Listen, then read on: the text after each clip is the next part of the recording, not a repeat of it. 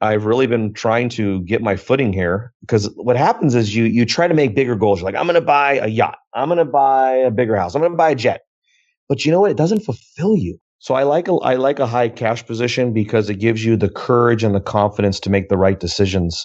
And I learned that in 2008, and it's a deep, deep scar that many people listening to this will know exactly what I'm talking about. And when I had that blow up in 2008, where I lost a lot of real estate and was undercapitalized, I learned quickly that it's always important to have a strong cash position. So I made the sacrifice. I sucked it up. I lived like a poor person. Even when I was a millionaire, I was driving a 2003 Nissan Altima in 2013, and my wife was driving a 2006 Tacoma, and she was wearing an $800 ring at the time, because we sold the ring in 2008 to pay off our cars. So we sacrificed.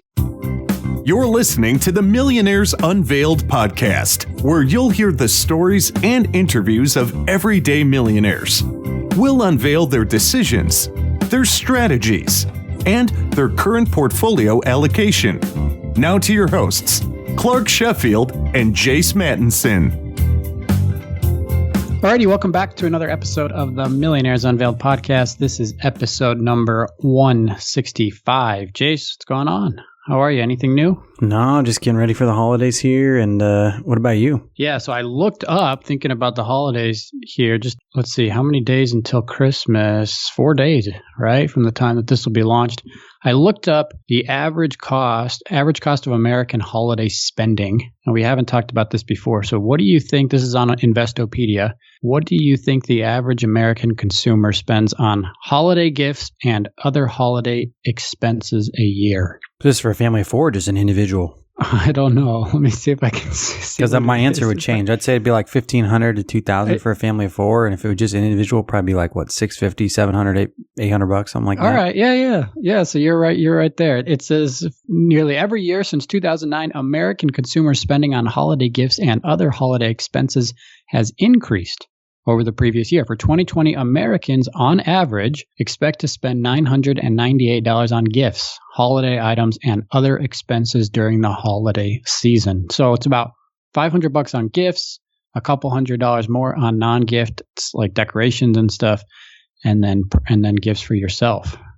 Other non-gift purchases for yourself or your family. So about $1,000 a year. You spend more or less than that? Oh, dude, I spend a little more than that, especially with two kids. But that's what I was asking: a family of four or not? I kind of thought you'd do less. Well, I mean, if you count that, so here's the deal: like we don't do big gifts for our immediate family, and we get a couple little things like something educational, some little toy, and then something that they may have wanted or whatever. We tend to spend the money on experiences. So, this year's no different in terms of holiday spending. We've been trying to be, pretty, not go crazy with it, and then, spend the money on the experiences. So if I add in that and what that all costs and stuff, then it's a little bit over. But yeah, on the gifts, we're definitely under. I mean, I did spoil my wife a little bit this year, if you want to call it that, or we spoiled each other, or whatever. But I basically just told her Black Friday didn't happen for nothing, right? So go ahead, have at it, find all the things that you would want, put it in a shopping cart, and give me the shopping cart, and then I'll go through it and decide like, yeah, I like that one too, or that one's a little bit more than I want to buy right now. So I let her do that, and then I press buy. And what did she end up getting?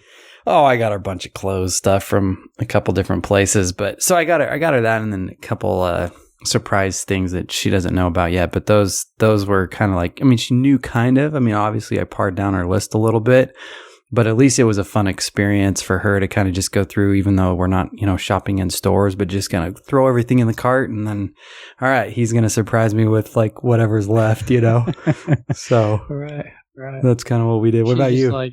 He's like doing the supermarket sweep, just like totally arms out wide, sweeping everything into the car. Yeah, man. There's a couple things I'm like, really? She grabbed this? I'm like, taking that back out.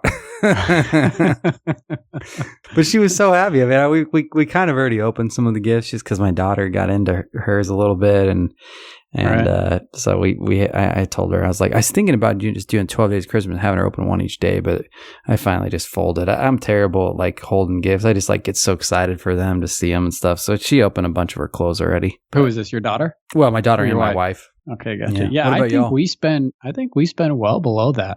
I mean, it's different for us. No kids. It's a little bit easier. And probably throughout the year, if we really need something or want something, we buy it. So we don't always wait for Christmas. When you're a kid, it's different, right? You want a new bike or something. It's like Christmas or your birthdays when it comes. That's about it. A little bit different if you are able to afford it throughout the year. Totally. You gotta do a little shopping experiment with your wife. See what happens. Do the supermarket sweep through the Anthropologie? Yeah, just online, man. Just see what she puts in the cart and see what that total is. Or you might get a little sticker shock like I did. Oh, man. Well, hope everybody has a good holiday season. And thanks for tuning in. If you're listening over the holiday, that's some dedicated listening right there. So if you enjoy the show, if you get something out of it, please leave us a review. It helps us grow the show where we continue to reach new millionaire interviewees and, of course, new guests. And I think the show's starting to gain some steam. So just want to read one review we had from AM Carps this week. It says, how am I just discovering, this podcast? As a former journalist, I love the concept of interviewing people. As an investor, I love the idea of learning from others. The guests respond to financial questions as well as share their stories and insight. Definitely a binge-worthy podcast. So thanks to AM Carps for sharing that review. Just as a quick overview from last week, we had Chloe. Her net worth was over $600K. She works as a nurse and has moved around a little bit in order to grow her income. She started at about $60,000, then moved it up to $120,000. She's married, no kids, but pregnant as of the time of this when we recorded the episode. Most of her investments and net worth is held in U.S. stocks, and we really talk about her story, her career journey, and goals. I think they wanted to get to about 1.5 million long-term and about 1 million by the age of 40. So fun interview with Chloe last week. Just quickly, this week we have Daniel. He has a net worth of 10 million, so a little bit higher on the higher end of our millionaire interviewees. He has a broad list of investments and runs a newsletter called Future Money Trends that talks about his investment decisions and some financial advice. So interesting interview there. If you are interested in multifamily investment syndication opportunities, please reach out to us. Our email is millionairesunveiled@gmail.com. And obviously the same contact information if you wish to be on the show. So thanks again for listening. And without any further delay, let's turn into the interview this week with Daniel. Daniel, do you want to just give us a little bit about your background and kind of what you're up to now? Sure. I'm very focused on passive income and finding those ideas. I share them with my subscribers, and I'm excited about it every day because it's exactly what I'm investing in. Essentially, that's what futuremoneytrends.com is. It originally was just my journey on investing and saving money with my wife and I, but now it's become really an investment research letter, and because we're constantly looking for income.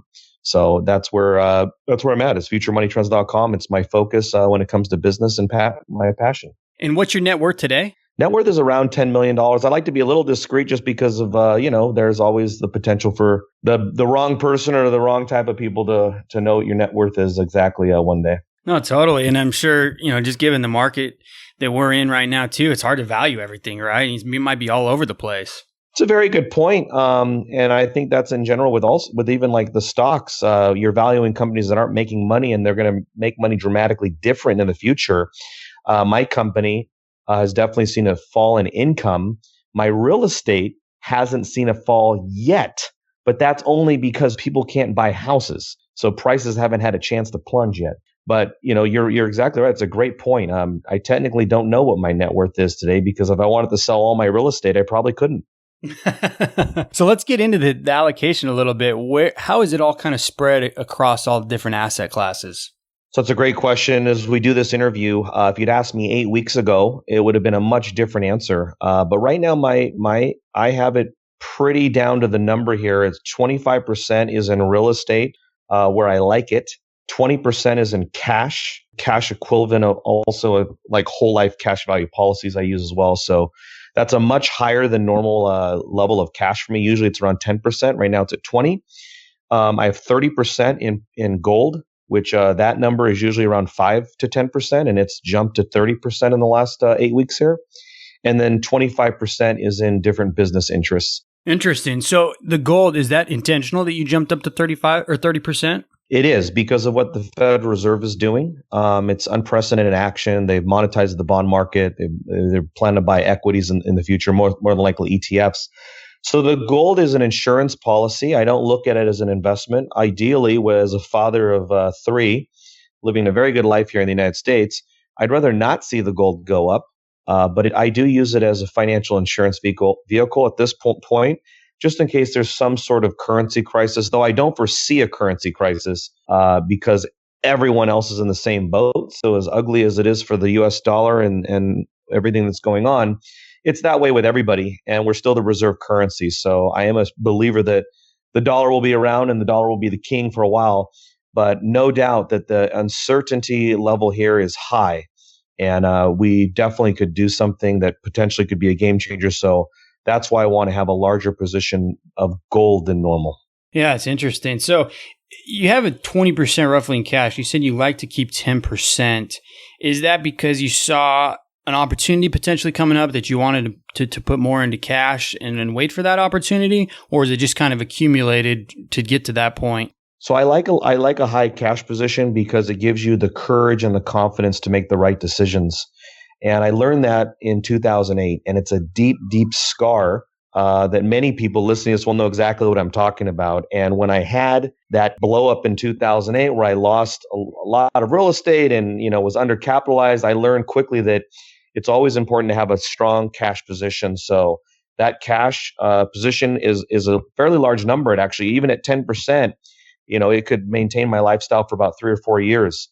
So I was comfortable with that, but I wanted to raise it up, not necessarily because I wanted more cash, but of course, if you're selling stocks, which I sold all my stocks in January, by definition, you're buying cash, you're repositioning to cash. So my hope is to own more stocks in the future and own more investments. But I feel good going into this coronavirus crisis.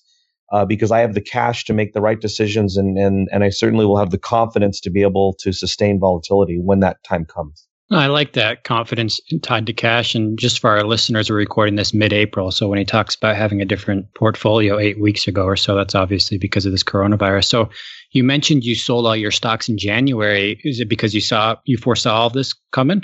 I would love to say I foresaw all of it. What happened was I saw what was going on in China. I had met some people who were living in Hong Kong, and they had basically told me what was going on. And as soon as I realized that the potential was there for it to reach the entire economy, I sold all my stocks. Now, the reason I was more sensitive to this potential is because my business, futuremoneytrends.com, is focused on investments, and it's also focused on venture capitalism. So I have a lot of money out in venture capital deals, and me and my subscribers with pre-IPO money or companies that are just about to IPO and go public. So the reason that decision was made to close out all of our normal stock positions, S&P 500 blue chip companies, was because we have a higher risk on these smaller venture capital deals. So that's why we sent out to our subscribers, and we did it ourselves. We closed out basically anything we could close out to have a higher cash position just in case the coronavirus came to the United States and caused disruption. Now, I'll be perfectly honest with you. I did not foresee it being this disruptive. I thought it was going to be disruptive to the stock market. I didn't think it was going to grind the economy to a complete halt. Yeah, pretty wild. So futuremoneytrends.com, you mentioned a couple times. Just tell our listeners and tell us, people that might not be familiar with it, what is that and what do you offer there?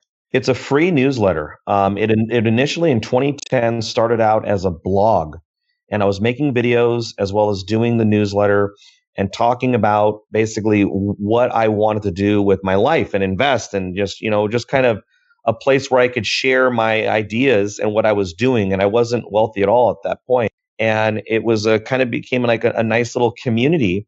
And at some point in time, I would say within about 3 years, it sort of transitioned into a site where I was solely focused on finding passive income investments and also looking at venture capital deals. And that was when we got rid of the advertisements, and essentially it's a free site, doesn't cost anybody anything. And the way that company can generate money is when we finance the venture capital deals. So when we finance the venture capital deals, we're getting warrants, we're getting different things. It kind of gets complicating. I can't explain the whole thing, but 90% of the site is focused on finding passive income deals, which we get no income from, and the other 10% is finding venture capital deals where we partner with our subscribers, the ones who choose to do it, into deals that are, early stage cannabis deals. And coincidentally, about 7 or 8 months ago, we pretty much pivoted to the mining shares. I thought mining was going to do well because of the inflationary pressures from the Federal Reserve and central banks, but I had no idea it was going to be this good. Really interesting. So I want to jump back to 2008. You said that's kind of one thing that led you to having this much in cash, right? What was 2008? You mentioned you were also in real estate. Take us back to then. I bought my first house when I was 18 years old in the year 2000. And man, did that curse me, because by 2004, I thought I was a genius. Everything went up 10,000 a month, no matter what, even if you made a mistake. One time I bought a house so fast, I realized when I closed and got the keys, it didn't have a garage. I was like, what the hell? But, I was in a booming market. And so I sold it for 50,000 more, like 3 months later. So, buying real estate in Southern California at 18 years old in the year 2000, you can imagine what that would, I thought I was pretty smart, and I really blew myself up good in 2008. My wife and I never filed bankruptcy, but, we spoke to a bankruptcy attorney, and it was bad. And so 2008, 2009, kind of a real depressing years for me emotionally. And when my wife was encouraging me to start a blog or a video vlog. And that's how this kind of started. I started in 2008, just talking about the foreclosure market and what's going on in real estate. And my very first video, because I was out there not only having properties foreclosed on myself, but I was knocking on doors trying to buy foreclosures. It was a real disaster for me. But in 2008, in March of 2008, I believe on March 18th, actually, my very first YouTube video, I forecasted. I said, this was me basing it off of all these stacks of foreclosure notices I had that I was using to buy real estate. I forecasted in that video that Lehman Brothers would collapse, AIG, Washington Mutual, Fannie and Freddie, as well as I thought the Dow, which was at 12,000 at the time, would go to about 7,000 or 8,000 by the fall of 2008. Well, 6 months later, that happened almost like on the tee again, luck on that part. But that's what made the YouTube channel just blow up with this huge audience. And that's when I was like, okay, I'm going to start Future Money Trends. I'm going to pick myself up, dust myself off the ground, and start this journey. And initially, the journey was never to become wealthy. It was really just to not be poor. I was more of a minimalist in 2010. Yeah. How did you get money initially to buy all those? Was it single family homes? Initially, from 2000 to 2008, it was creative financing, and as well as just saving $3,000. You could get an FHA loan. This is literally 20 years ago now. I could buy $100,000 condo at 3%, 3% down, and within 3 years the thing sold for $278. So I was in Southern California's real estate market. This was the hottest market. So everything was just going straight up. Now from 2009 to today, I've actually only purchased seller finance deals. I haven't done a conventional deal in 11 years. I haven't even thought of it until now. Wow. And how do you find those? It's as easy as just Googling for them or looking for them on Craigslist. Now, there are certain properties that are going to be more ideal for a seller finance deal, which are going to be anything that's 2, 3, 4 units. Now, if you get 5 units up, they're going to be all day long. Once you get into commercial property, seller financing can be quite common. And then you can always find a realtor in a niche market, like the Austin market. There's a good group out there. I think it's Owner Financing Experts. They can help you. That's all they do is seller financing deals. And then later, and it actually happened when I moved to Texas, I bought a home to live in, and it had a foundation problem. And I found out the problem was only like $3,000 to fix. So then that's all I bought, because I was like, wow, no one can get a loan on a foundation problem. The sellers are distressed. The property is technically distressed, and investors don't want to touch them because it's an unknown problem that they think is huge. When I found the cool hack that in Texas, if you buy on the right side of the 35, these properties all have foundation problems, and they're like $3,000 to $4,000 to fix. But in the meantime, they're perfect for seller financing because no one who needs a bank loan can get one. That's interesting. So your real estate portfolio now, you said about 25% of your portfolio is real estate. What is that? Single family, multi, mix of both, commercial? So this time about 9 months ago, it was all single families. And I have been in the process for the last 9 months converting it into commercial and larger residential apartment buildings. and I'm almost there. I actually have one single family left in escrow.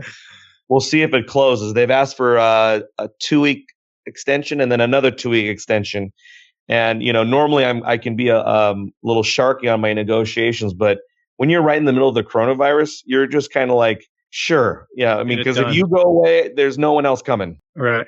And were all those homes where you were living, or you just buy them all over? But I buy them all over. So that I'm in California. I have some properties. That specific property I'm talking about is in Texas. That last single family house. And then there's properties all over the United States. And eventually I'd like to get into international. But right now, the only way I do have international exposure is through international REITs. But my main focus is on the United States and major cities. Gotcha. And how do you, we talked to some other people that do the same thing. So I know it's, common for people to buy out of state and hire a property management company. But how do you find them? Is it through broker relationships in the area? Is it when you're there visiting? How do you find the properties? I've always used these. There's the Marshall Reddick Network. There's Jason Hartman. There's a couple of organizations, there's a lot of actually them. Those are just the ones I've used. And these are realtors who help kind of these, New York or Californians who want to buy cash flowing real estate, but they've got to go out of state. So these guys are sending these cities or these brokers, dozens and dozens of buyers every month. And they tend to treat you a little better because it's almost like being in a union. You're like, hey, look, I'm with the Marshall Reddick Network, or I'm with the Jason Hartman Group. And so they connect you. It's kind of turnkey. You get the properties, the property manager, the whole thing. And it's always done well for me. And I've also purchased them on my own where you're just, an area, especially when I was living in Austin, an area well enough where you can, go on Craigslist or start looking for properties. I've done all kinds of things to try to get properties. One of the most successful ways is just finding these bird dogs. They advertise themselves on Craigslist, or the keywords to look for is wholesaler. Maybe they don't have the property you want, but just tell them that, hey, keep my email. And those guys, man, that's all they do, because they're doing it right. They're sending out letters to non-owner occupied homes that perhaps are either in foreclosure or look abandoned. And they're finding the distressed sellers and the distressed properties for you. They're, of course, making a nice little cut for themselves, but you are getting the property below market value. So, Daniel, if that's such a good deal, and I've wondered this, if it's such a good deal, why don't they just buy it themselves? I think it's because of the volume they're doing it in. And often these bird dogs, these wholesalers, the way they structure the deals, oftentimes, and most of the time, they don't actually own the real estate. What they're doing is they're getting a purchase agreement, and it's their name and or a signee, and they're just assigning contracts. So they're contract flippers. That's what they really are. They're not even real estate flippers. They're contract flippers. That's just their business model. Fair. Okay. So how come you decided to pull out of the single family space? It was a matter of just organizing my net worth and my wealth and my financial and brain, my sanity. All these houses, some of them come with two tax statements. A couple of them had mortgages. Some of them didn't. Some of them had HOAs. Some of them didn't. You got property managers emailing you to make decisions. And I was like, man, you know what? I think instead of having, a few dozen single family homes and all these obligations, what about just having one big apartment building with 100 units? Mm-hmm. Or how about I partner up with 3 friends and let's go buy the building that Costco's renting out, or, Chevron. So that's where my main focus is now, just owning larger commercial properties with much more stable tenants too. One thing I was looking at is on the downside. I love my single families, but the commercial tenants, if you're renting to Costco, for example, a good example, they're much less likely to default. Obviously things have changed. I could have said, if your client is the Cheesecake Factory, but now all the Cheesecake Factories are defaulting. Yeah, you worried about retail. Costco is different than, a no-name clothing store, for example, but you worry about retail a little bit even before the Corona stuff. Absolutely. And I didn't target certain things. It's funny, I didn't target grocery stores. I should have. I was targeting like these Fortune 500 companies. Also, never actually got to buy one directly. I bought one through a private equity fund. But there are funds also that I purchased some real estate with, who the tenants are the IRS and the State Department. So, Daniel, what kind of let me ask you about returns when you're buying each of these. Is there a certain return you're looking for? I don't know what your metric is, IRR, cash on cash, Yeah. right? Whatever. I mean, what metrics are you looking for? For me, I'm laser focused on cash on cash return. I want at least an 8% yield. Typically, I'll try to get one where the proposal or the deck is showing that it's going to make about a 10 to 12%, because I know these are usually never happen. So if I get the 8%, I'm happy. So usually I'm looking for about a 10 to 12%, expecting to get about an 8%. And if they over deliver, I'm very happy. I've done some deals recently where we purchased some farmland. And what we did was we bought a lot of farmland, and then we bought the farm equipment, and we're leasing out the farmland and leasing out the equipment to the farmers. The farmer has the upside of the commodity, but we have the stable income. But it's the same thing. I only focus on the income. Every year, these properties have had capital appreciation for the past, 10 years. So that's kind of the icing on the cake, that you might pay, $100,000. You're in it $100,000. You're making $10,000 a year from that investment. And the icing on the cake is that property could potentially go up in value. And, and it might even been on $1 million asset where you only used $100,000 to control it. And now all of a sudden the $1 million is going up 10% and you've made $100,000. So you've doubled your investment on capital appreciation, which at that point in time, I've been in that situation. That is another reason why I sold a lot of these single families. Some of them went up so much. It was like, man, if I sold it, locked in all that capital appreciation, I could then convert it and roll it into more income because I could not raise the rents as fast as the property would go up. And the cash flow would take 100 years to capture all that appreciation. Yeah, it's kind of wild to think about. And I think sometimes real estate investors lose track of that. So at what point did you realize that you were going to capture all that at once? You look at it and like some of them, let's say you bought them for $300,000 and now they're worth, let's say $500,000, and you're over there making $900 a month or $1,000 a month, and you got to do the math. They're like, man, if I sold this property, I don't have a calculator, I'm not good at math in my head, but that's a lot of years. And you could just capture that right away, take that money, roll it into another investment, either through 1031. Or if you wanted to do it another way, but there's opportunities to take that money and make more money. The appreciation on a property is not really yielding income. The property is still on the metrics of when you bought it. Let's say you're in a hot market like Austin is a great example. It might have been a great cash flowing property in 2013, and in 2019 it's still a great cash flowing property. However, the property's doubled. And now it no longer makes sense to have that much money tied up because your yield on actual equity could have gone from 10%, but because of so much appreciation, your yield might be 2% relative to the equity of the property. Daniel, let me ask you, is that something that you look at in terms of the return on equity in your properties more so than any other metric? So I typically only focus on the income because in 2008, there's one property that I kept. And it was a duplex. It went from $120,000 to $60,000, but the rent went from $1,000 to $1,300. And that taught me that it's better to just stay as a landlord and not focus on the capital appreciation too much. However, if they get into a hot market, then I will focus on the equity. And I'll just look at it. Bottom line, if I put $100,000 in the deal and I'm making $10,000 a year, and 5 years later I'm making $10,000 a year, but I've got $200,000 in equity. I mean, that's a no-brainer. You got to sell it and roll that in because I could take the same $200,000 and make $20,000 now. Yeah, totally. So, Daniel, you let us know that you made a lifestyle change and move. What was driving that, and how did you kind of decide when to do that and how to do that? So, post 2008, my wife and I lived like poor people, and I actually talk about it a lot in the book. Don't Save for Retirement. Which you guys can read the first chapter and intro at futuremoneytrends.com/save. And we lived like peasants and we were real minimalists, but we were happy. We had a great life. And then we moved to Texas in 2014. We left California, moved to Texas, bought a beautiful dream home. And that was only $350,000. But in Texas, that at that point in time in 2014, it got you a really nice house.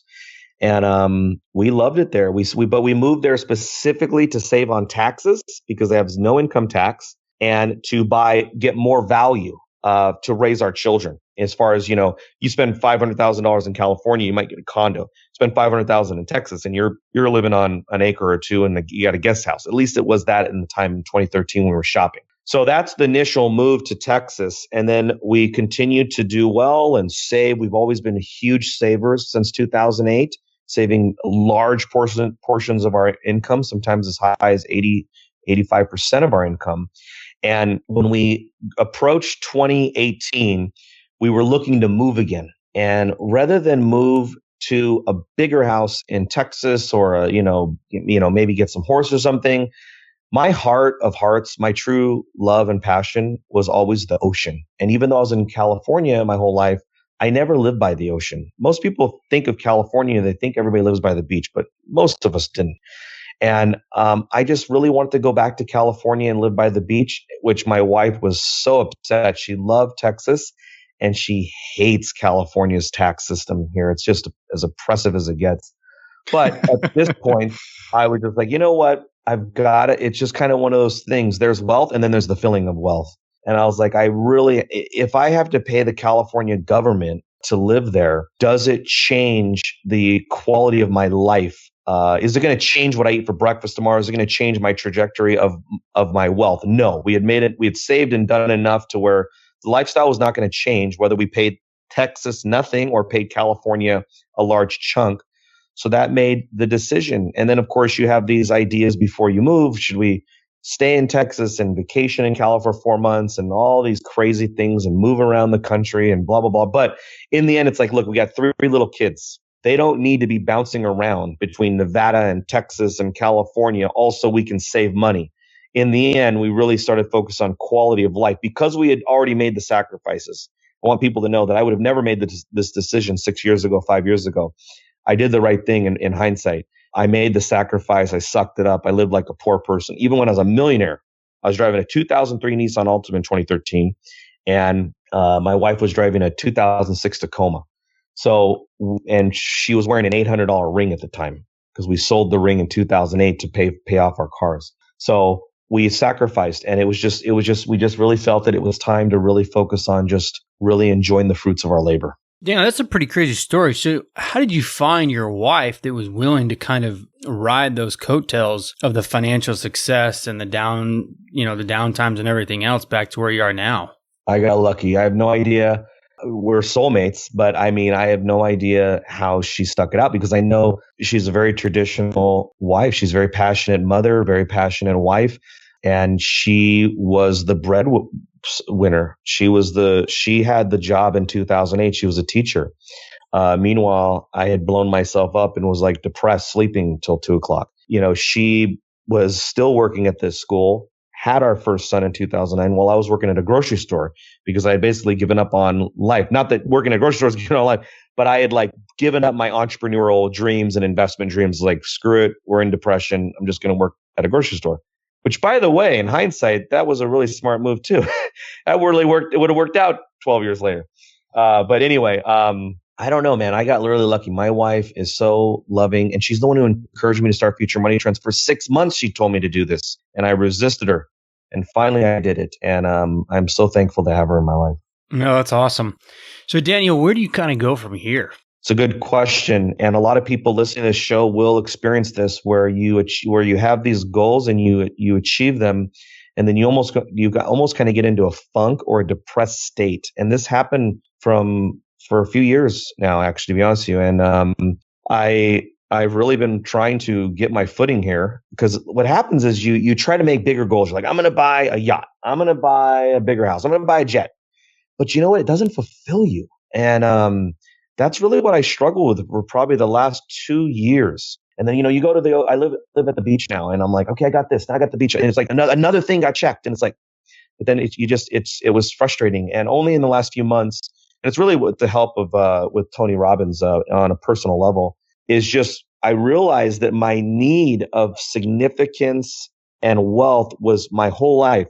But once I had achieved all these goals, my most basic human need had switched to contribution. That's really what fulfilled me, really what made me happy.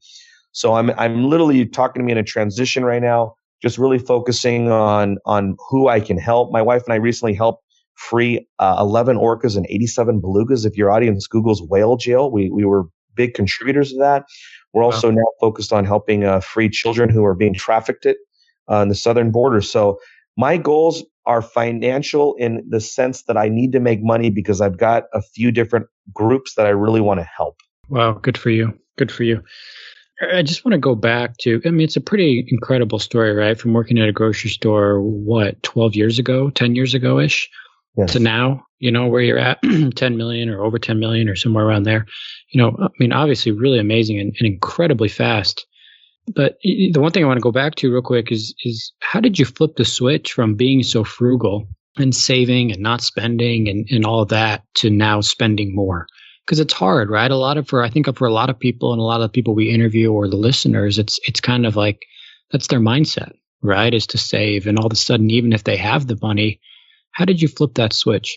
That is huge, right? I talk to so many of my own subscribers, or you talk to people who are in their 60s and they've done everything right. They've got the pension, they've got Social Security, they got a savings, they got 401k, and they cannot flip the switch to spend. They end up living in a prison of cheapness, and it goes to their baby or their millennial kids who are going to blow it. But man, that is tough. Me and my wife struggled, and her and I call it the 2-year lag. Our spending habits are about 2 years behind our income. We did not plan it that way. It's just how it's happened. So when we really started to spend money, we finally got ourselves some nice cars. We've got these, Escalades we've always liked, and we started to buy different trips, and we've done crazy stuff now. We rented out the whole Vatican so we could see it by ourselves with just the security guard. And I mean, now we've blown some money here, but it took years to finally exercise that muscle. And even now we'll do it, and then we go right back into our cave. We're like a turtle, comes out of its shell and then goes right back into its shell and starts saving like a crazy person again. And what we did is we called it our financial moat. And I talk about it in the book as well. But we needed financial security, which is all of our basic needs paid for with passive income. Then we needed financial independence, which was, in our minds, financial independence was a decent lifestyle being paid for by your passive income. And then ultimately we achieved financial freedom, which was where we had our passive income was now paying for our lifestyle, plus some very serious vacations. And most importantly, we had saved enough to where that could also support us. And that's in my mind, man. I'm not saying anybody else should do that or think that way, but because of what happened in 2008, and because I ended up going from being wealthy to being nothing, and to being, living in a $95,000 house in California, guys, I don't care what year it is. If you're living in a $95,000 house in California, you guys can imagine where I was living. Okay, so because we did that, and we've always been extra frugal and extra safe when it comes to anything like that. So again, we were millionaires for a bit before we probably spent anything. We probably achieving net worth millionaire status and then achieving liquid millionaire status. I drove that car for years, and I'll tell you guys a beautiful story. In December of 2015. When my wife and I finally turned to ourselves, we're like, it's time. And I got her a gift because we hadn't done gifts in about 7-8 years. And I got her a gift for every year we missed for Christmas. And it had a card with the year, 2009, 2010. And it showed kind of a memory of that year. And ultimately, I did get her a nice ring. And it was those sacrificed years that in hindsight, they flew by. And you're right. I think about it 12 years ago, but 10 years ago, I probably had a net worth of $15,000. So it has happened fast, but it was through a very aggressive saving, very strong, a good focus on business. And also we did take some risks. We did occasionally, we never risked money that mattered. That's important. If you're going to speculate in the stock market or speculate on something, we speculated on things that we could lose the money. It wouldn't kill us. It was, less than 5% of liquid net worth. And then we trained our brain to not only focus on income, but capturing equity. So whether you're buying a discounted stock or a discounted business, For real estate, it's even easier because you know from the appraisals how big of a discount you're getting. So I didn't like to buy properties ever at market value. I like to focus on capturing. I wanted to walk into the deal making $30,000 to $50,000. Yeah, it's a really good answer. Thanks. I appreciate you sharing that. And that was kind of going to be my next question. I know we're running short on time here. And the question is, what was you did it so quick, right? 10, 12 years to 10 million. What was it that did it? Was it being able to take those risks you just referred to? Was it hard work? Was it being frugal? Was it getting lucky? That's obviously some element of it for everybody. What is there one or two things that you can pinpoint to and say, hey, that's what led to my success? A high savings rate really helped because when you have so we cut all of our expenses from 2009 to 2012. We live like poor people. We didn't even eat meat because it was expensive in our minds. So, we really were just doing everything we could to save money. We gave away our pets that had $150 a month veterinarian bills every month. They were wiener dogs. We gave them away to a very nice home. I take a lot of heat for that comment, but I just wanted people to know we did everything we could to save money. But then we took that money and we invested it in either something that brought us income. And as that income came in and started to pay off a few bills, we then felt comfortable with this high savings rate to start making a few small speculative bets. And occasionally some of them would have a decent return. But instead of see if you made $50,000, let's say you invested $10,000 and you made $50,000, but then you don't spend a penny. You then take the 50 and you keep focusing on buying income. And when the opportunity comes, you invest in something that you can speculate in. But again, it was always disciplined. I had to learn, unfortunately, that when you feel like you're in a rush, you're usually going to lose money. If you feel like you're in a rush, you're probably making a mistake. So like if you're listening to this show right now, you're like, oh man, I'm going to speculate. And then you just force yourself to find something to speculate on tomorrow. That's just gambling. A good speculation is going to slap you right in the face. It's like the Dow. This was like 2 or 3 weeks ago, maybe 4 weeks ago. The market went down the most it had gone down since 1987.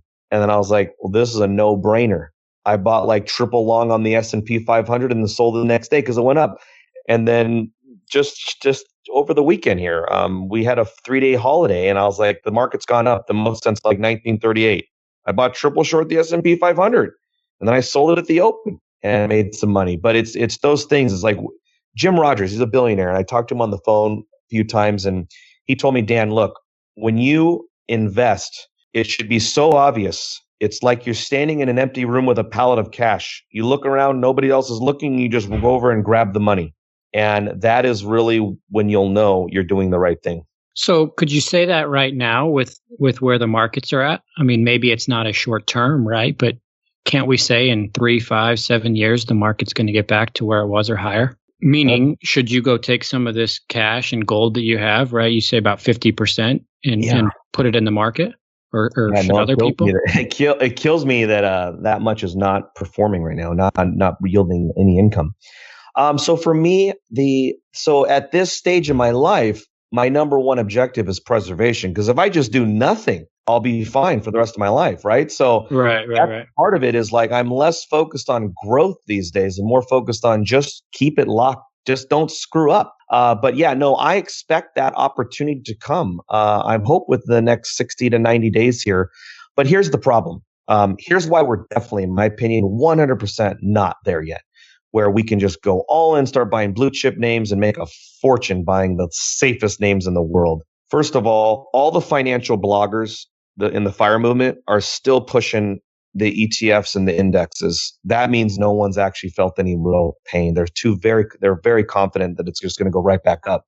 When if you look at other stock markets, even the market in the 1929 crash, it didn't break even until 1954.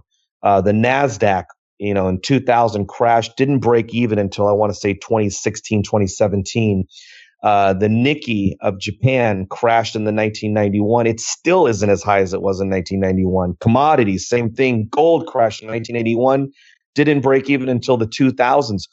For some reason, the recency bias is so strong in this last bull market that lasted 11 years. So as long as the recency bias remains amongst retail investors, in my opinion, then we have definitely not bottomed. We need to see people puking and losing some real money here. Now, the Fed has complicated it, obviously. Huge asterisk, right? We've lost the markets here. If the Fed wasn't involved, these things would have already gone down 85, 90%, and we'd be grabbing our pallet of cash here, guys. But the Fed is involved, and they're doing everything they can to keep it propped up. So that's the only asterisk. However, I think if you look at what's happening with consumer behavior, how that is going to change in the future, and how the supply line is going to change. Obviously, CEOs in the U.S. government's not going to have everything made in China. There's so much change coming. When you get into a situation where there's this much uncertainty, there's nothing wrong with just doing nothing and just waiting, because the opportunity will come. And so that's right now, it's very uncertain out there. I do believe ultimately this will lead to an amazing, prosperous boom for the U.S. because, in my opinion, China, the potential biggest competitor of the U.S., just took themselves out. There's no trust there. There is going to be no world reserve currency competing with the U.S. dollar. The renminbi will not be trusted because of what's happened here. The euro is a basket case, and it might even implode during this crisis. Hopefully not. So I think the U.S. dollar is king. It's a matter of what happens in the next few months here, and are we able to bring these jobs back and these manufacturing jobs back? And how will different economies open, and they'll stagger when they open. Maybe we open, but Japan's closed. And anyway, I just don't see a rush to buy right now. Now, if financial bloggers were getting jobs who were making money off of telling people to buy index funds, I'd probably be in there buying as much as I could. So just in closing here, Daniel, tell us a little bit about your book, Don't Save for Retirement, and where people can find you and hear more about you. The book was written with the mindset of I wanted to give my kids something that I could pass on. And I'm so happy and thrilled to share it with people, and I love the feedback from everybody. You guys, if you go to futuremoneytrends.com/save, you can read the intro where my wife and I are in a bankruptcy attorney's office, as well as the first chapter, my own personal definition of wealth. The book includes many of the things I do and invest in, and it also gives you a free subscription at Future Money Trends, which continues to basically share everything we're investing in. Okay, awesome. Thanks again for coming on the show. That's Daniel, futuremoneytrends.com. Really great interview. Amazing story going from working at a grocery store to 10 million in 2008. So appreciate you coming on, sharing your story, and thanks for coming on the show tonight. Thanks so much for having me, guys. It was a pleasure talking to you. Thanks, Daniel. Thanks for listening to the Millionaires Unveiled podcast with Clark Sheffield and Chase Mattinson. For more stories, investment opportunities, and information, check out our website at millionairesunveiled.com. See you next time when you'll hear from another everyday millionaire.